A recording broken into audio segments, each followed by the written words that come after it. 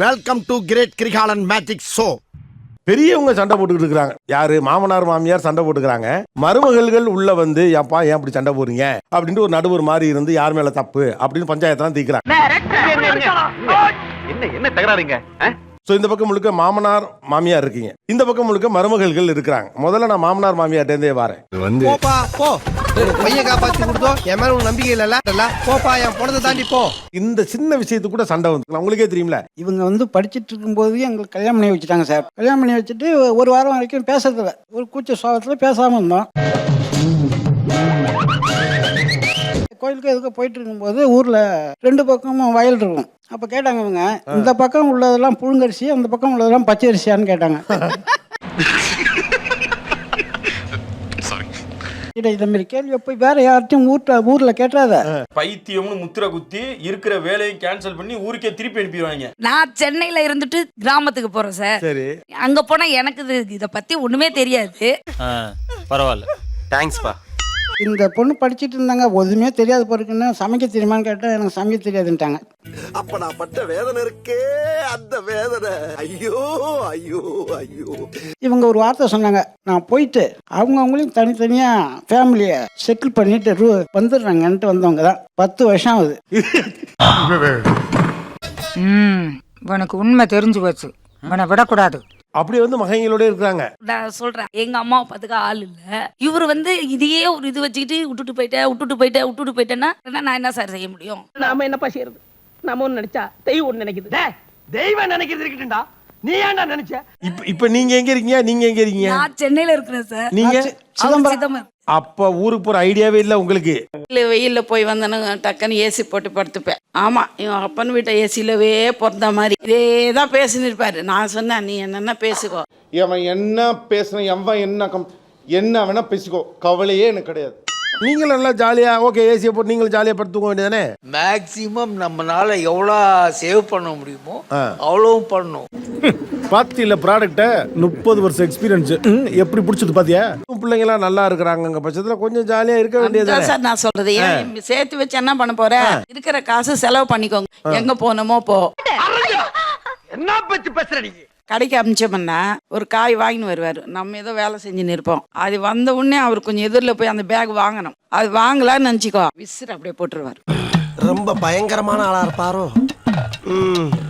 அவரை விட நீங்க தானே வயசுல குறைஞ்சவங்க.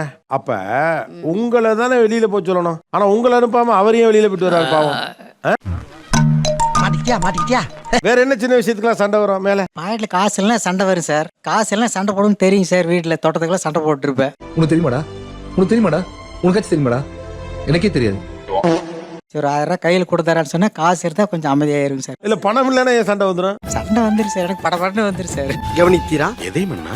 இவன் பாடிய துதியை கவனித்தீரா? இல்லை மன்னா. நீர் எதைத்தான் சரியாக கவனித்தீர்? எங்கே துதியை இன்னும் ஒருமுறை பாடு. எனக்கு படபடன்னு வந்துரு சார், படபடன்னு வந்துரு சார். நீ அப்படி வரியா?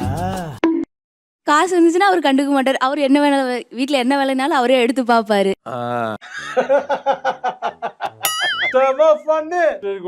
அத்தை அத்தைன்னு கூப்பிடுங்க. அத்தை அத்தை மருமகளே. மருமகளே. ஏய் கேட்டியாடா? இப்ப நீங்க வந்து மலையாளத்துல அத்தைக்கு என்ன? அம்மா. ஏய் என்ன குழப்பமா நீ? அம்மாக்கு என்ன மலையாளத்துல? அம்மா தான் சார். பண்ணிக்க. ஒரே குழப்பமா இருக்கடா அம்மாவாசை. இது எதுக்கு வம்பு? உங்க இதுல வந்து அத்தை பையனை கட்டுற முறை கிடையாதுல? இல்ல சார். அதான் நானும் பார்த்தேன். ஏன் திமுங்களா? எப்படி? அதான் முதல்ல நானும் யோசிக்கிறேன். ஆனா எதுவும் வரமா. வேலைக்கு போற வரைக்கும் எல்லாம் நம்ம எது செஞ்சாலும் கரெக்டா இருக்கும். இப்ப வேலைக்கு போகாதப்போ இப்ப மைக்கு இப்படி வாங்கினானா ஏன் இது இப்படி வாங்க கூடாதாமா? முடியல தலைவரே, முடியல தலைவரே. செய்யற வேலையை பெர்ஃபெக்ட்டா செய்யணும்னு நான் எதிர்பார்ப்பேன். சொல்ல வந்தேன். பரவாயில்ல சொல்லு. எங்க இப்படி பண்றீங்கன்னா இப்படியே ஒரு பார்வையை பார்த்துட்டு முறைச்சிட்டே போயிடுவாரு. மொனாலும் 5 மினிட்ஸ். ஜாலியாம இருக்கு, நல்லா போகும் இருக்கே. மலையாளத்துல என்ன சொல்லுவாங்க மாமனார? அச்சான் சொல்லுவா. அப்பாவ அச்சா. எல்லாம் ப்ரோ மாதிரி இருக்கேம்மா. இது நீங்க என்னென்னமோ பேசுறீங்க, எனக்கு ஒரே குழப்பமா இருக்கியா? ஏதாவது அவருக்கு மனசுக்கு பிடிக்கலன்னா, ஏய் உன் தம்பிய பத்தி எனக்கு தெரியும். உன் தருதல தம்பி தண்ணி அடிக்கிறான், உனக்கு தெரியுமா? அதுக்கு தெரியாது. நீ வேணா வாய். நீ தண்ணி அடிக்கிற விஷயம் அவளுக்கு தெரியுமான்னு கேட்டா அவளுக்கு எடுத்துறாதா? மாமா வெட்டித்தனமா பேசாத. இப்ப கல்யாணம் எத்தனை வருஷம் ஆச்சு உங்களுக்குள்ள? 41 வருஷம் ஆச்சு.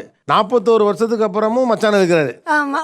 எங்க அக்காவுடைய அழகுக்கும் கலருக்கும் படிச்ச டீசென்டான மாப்பிள்ளையெல்லாம் வந்தாங்க. நான் தான் பிடிவாதமா அந்த மீசக்கார வேணும்னு அடம் பிடிச்சேன். இப்ப அணிவிக்கிறேன். நீங்க உங்க அம்மா கூட்டிட்டு அழகா போயிட்டு சிதம்பரத்துல இருக்க இல்ல வேண்டியதானே? சார், அது அவங்களுக்கு உடம்பு சரியாதவங்க, அவங்களுக்கு அங்க செட் ஆகாது.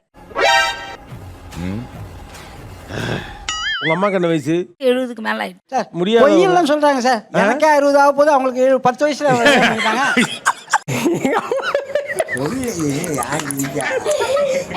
அவங்களுக்கு 85 வயசுக்கு மேல ஆகும் சார்.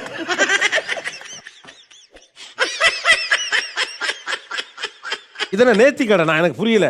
எதுக்கு ஆளுக்கு ஒரு பக்கமா இருக்கீங்கன்னு. இவர் இன்னும் ஒரு 8 மாசம் தானே சார். நான் கேக்குறது அடுத்த 8 மாசம் கிடையாது, 9.25 வருஷம் போச்சே, அது ஏன்னு கேக்குறேன். அதாவது ரசாயன கெமிக்கல் என்னப்பா அது பெரிய தொல்லை.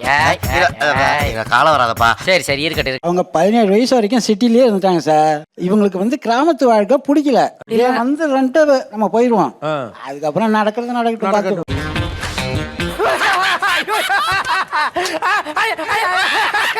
நிகழ்ச்சியில் கலந்து கொண்ட அனைவருக்கும் கோபிநாத் நெஞ்சார்ந்த நன்றிகள். மீண்டும் இன்னொரு சந்தர்ப்பத்தில் பேச. எல்லாருமே லைக் பண்ணுங்க, ஷேர் பண்ணுங்க, சப்ஸ்கிரைப் பண்ணுங்க. அந்த பெல்லுங்கிற பட்டன் இருக்கும், உங்க பொண்ணான கையால அந்த பெல்லை மட்டும் கொஞ்சம் அமுக்கிடுங்க. உங்களால முடிஞ்ச ஒரு 100 சப்ஸ்கிரைப் வந்தா அவங்க குடும்பம் செழிக்கும், அவங்கள சுத்தி உள்ள எல்லாரும் செழிப்பாங்க. கண்டிப்பா ஆதரவு கொடுங்க நண்பர்களே. வீடியோவை தள்ளாம பாருங்க.